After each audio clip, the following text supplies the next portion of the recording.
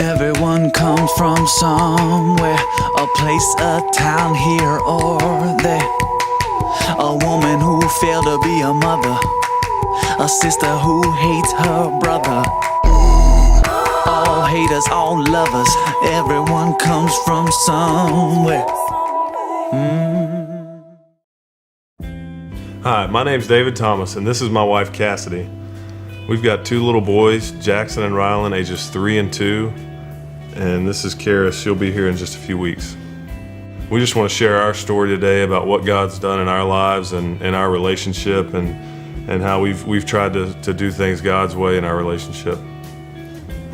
We've known each other since junior high. We both grew up in Lubbock, Texas, and he moved to the school that I was going to in 8th grade, and we were good friends and both raised by Christian parents, and we decided that we were going to start dating in high school. One of the first things we did when we first started dating was to set up some boundaries and guidelines, because we knew each other pretty well. We knew we each had high moral standards, and so it was important to us to try to make sure that we had a relationship that honored God and honored each other. And so the most important thing to us for our relationships was to try to stay sexually pure, and we just want to share a little bit about that and how we were able to, through 6 years of dating, make it to our wedding night, and just how important it's been in our lives and what a blessing it's been in our relationship.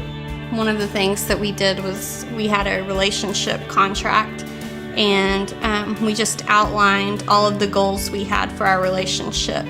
And on that list, we wrote on notebook paper a list of things that were important for us. And the top of that list was to remain sexually pure. The other things that we found important were to read our Bibles together, to pray together.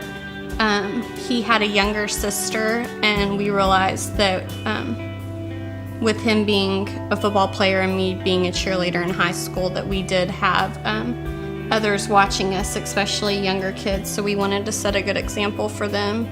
And we just outlined all of those things on a sheet of notebook paper and both signed it and kept them in our Bibles as a constant reminder of what the focus of our relationship should be. So we dated in high school, our last 2 years of high school, and then we moved off to college, and that brought a whole nother set of challenges. And so one of the things we did was set up accountability for our relationship. So we talked to a pastor friend, or her youth pastor that she had growing up, and gave him a very specific set of questions to ask us about our relationship. Just, have we been laying on a couch together? But have we been staying together late at nights? Things like that. Just questions that we knew that would lead us to struggle.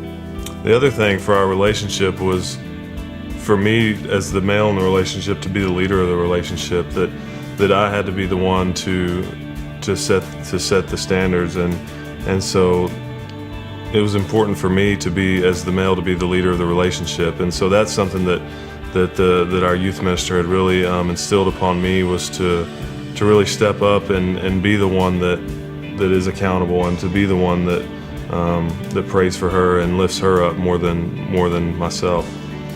And I feel like kind of a common theme with everything that was going on is, by abstaining our relationship, the focus became on Christ.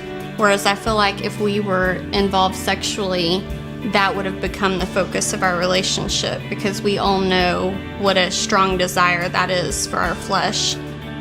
In the Bible, it talks about that a cord of 3 strands is not easily broken, and that's a great analogy for our relationship, because there's the two of us, but the third cord is Christ. And for us to have done this alone would have been impossible. There was too much temptation and too much pressure from the world to fall to the ways of the world. But having Christ and having accountability from friends and pastors is what really sustained us through all the hard times and the hard situations. But doing it God's way, I do it that way every time. There's nothing that I would change about our relationship and the relationship that we have now after 5 years of marriage.